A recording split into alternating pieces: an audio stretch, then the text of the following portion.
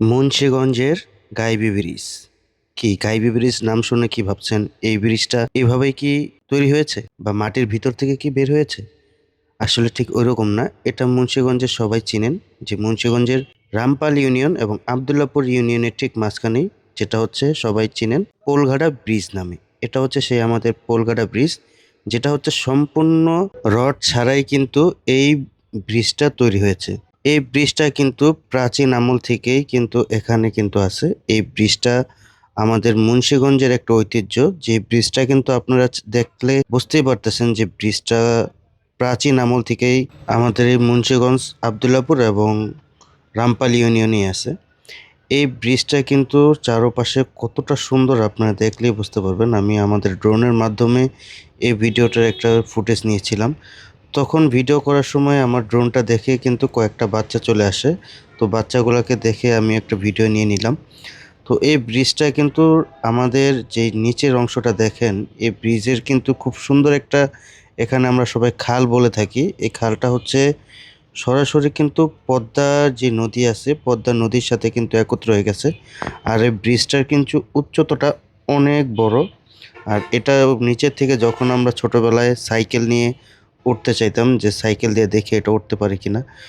আর এখানে যে পিলারগুলো দেখতেছেন আপনি, এই পিলারগুলো আপনি দেখলে বুঝতে পারবেন যে এই ব্রিজের যে পিলারগুলো আছে আর এই যে মাঝখান দিয়ে যে রোডটা, যেই জায়গাটা আছে বড় ফাঁকাটা আছে, এখান দিয়ে কিন্তু সকল ট্রলারগুলা সবসময় যাওয়া আসা করে।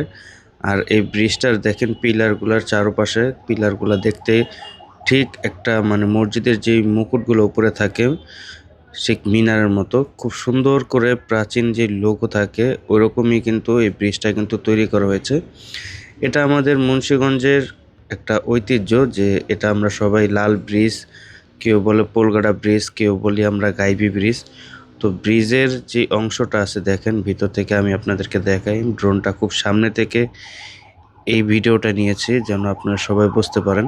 আপনারা যদি দেখতে চান সেক্ষেত্রে কিন্তু আপনারা এই ব্রিজটা দেখতে পারবেন মুন্সিগঞ্জ আবদুল্লাপুর চৌরাস্তা, অথবা আপনি যদি মুন্সিগঞ্জ আমতলা বা হাতিমারা আসেন সেখান থেকে একটা রিক্সা নিয়েই বললেই হবে যে আমি আবদুল্লাপুর বা পোলঘাটা যাব। পোলঘাটা বললেই কিন্তু সবাই কিন্তু এই ব্রিজটার সামনে আপনাদেরকে নিয়ে আসবে।